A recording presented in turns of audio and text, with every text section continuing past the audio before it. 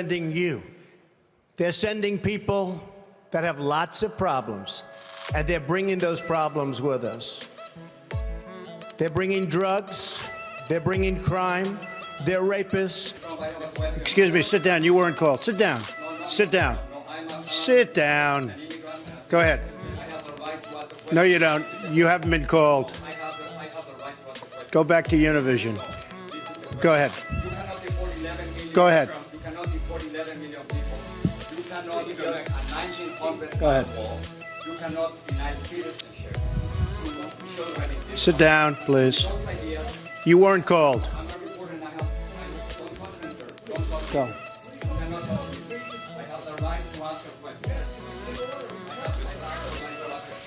Yes, go ahead. Hi, that's Jorge Ramos of Jim, Univision. yes. He's being escorted out of the room. It's not about you.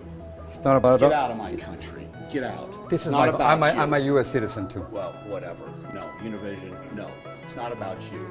It's not about you. It's about the United States. The tape shows that Mr. Trump looked over to the security guard before the guard came over to you. Do you think he was directing the security guard to take you out?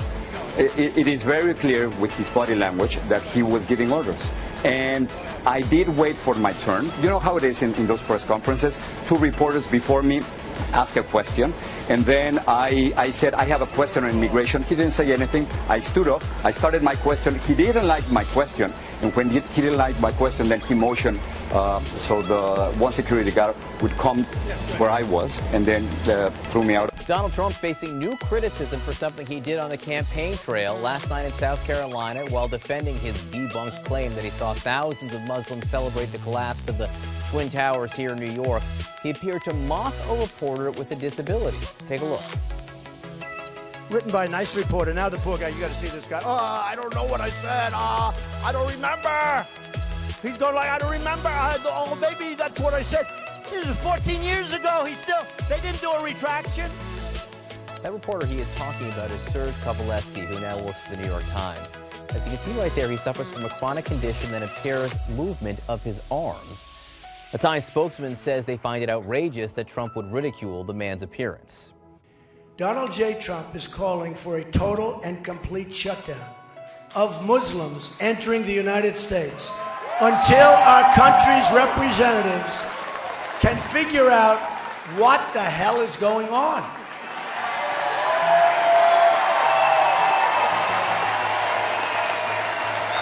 We have no choice.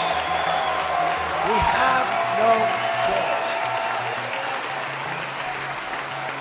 These are people who only believe in jihad. They don't want our system. They don't want our system. And have no sense of reason or respect for human life. They have no respect for human life.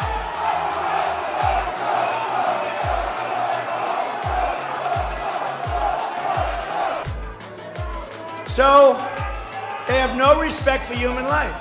So we have to do something. Now, the race for the White House, Donald Trump infuriating so many tonight, this time taking on a new target, John McCain.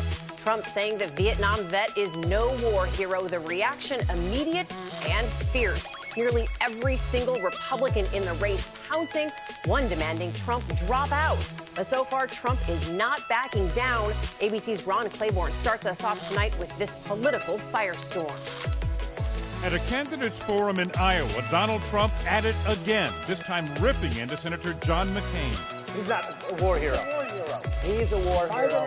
He's a war hero because he was captured. I like people that weren't captured, okay? I hate to tell you. Now Trump's attack on McCain, his party's 2008 nominee, and a Vietnam veteran who spent more than 5 years in a POW camp, has given them an opening to go after him. Donald Trump owes every American veteran, and in particular John McCain, an apology. yeah, go ahead.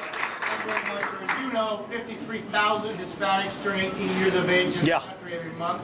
Born in the United States, of Right. voting age, 54 million plus Hispanics. Right. I Many feel that what you said when you said that the people across the border are rapists and murderers. No. We're talking about illegal immigration, and everybody understands it. And you know what? That's a typical case. Wait. That's a typical case of the press with misinterpretation. They take a 0.5%. They take a half a sentence. By the way, they take a half a sentence, and they take a quarter of a sentence. They put it all together. It's a typical thing. And you're with Telemundo, and Telemundo should be ashamed. And I'll tell you something. What's really going to be fun? I'm right now suing Univision for $500 million, and I want to tell you, we're going to win a lot of money because of what they do. So I want to just, again, I want to thank you. No, you're finished. You've called women you don't like fat pigs, dogs, slobs, and disgusting animals. Your Twitter account... Only Rosie several... O'Donnell. For the record, it was well beyond Rosie O'Donnell. Yes, I'm sure. Certainly, I don't have a lot of respect for Megyn Kelly. She's a lightweight. And, she came out there reading her little script and trying to, be tough and be sharp. And when you meet her, you realize she's not very tough and she's not very sharp. She's Zippo. Well, let's talk about Megyn Kelly because you brought her up. She did push you, pushed a lot of people. But what is it with you and Megyn Kelly? Well, I just don't respect her as a journalist. I have no respect for her. I don't think she's very good. I think she's highly overrated. She gets out and she starts asking me all sorts of ridiculous questions. And, you could see there was blood coming out of her eyes, blood coming out of her wherever. But she was, in my opinion, she was off base.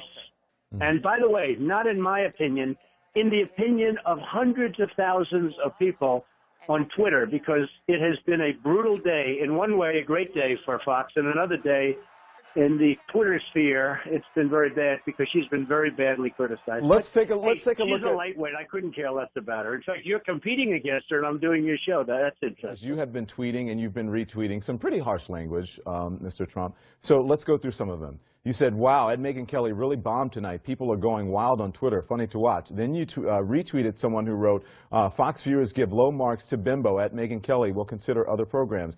And then one of your top aides retweeted this, Mr. Trump, boycotting Megyn Kelly at Real Donald Trump. We can gut her.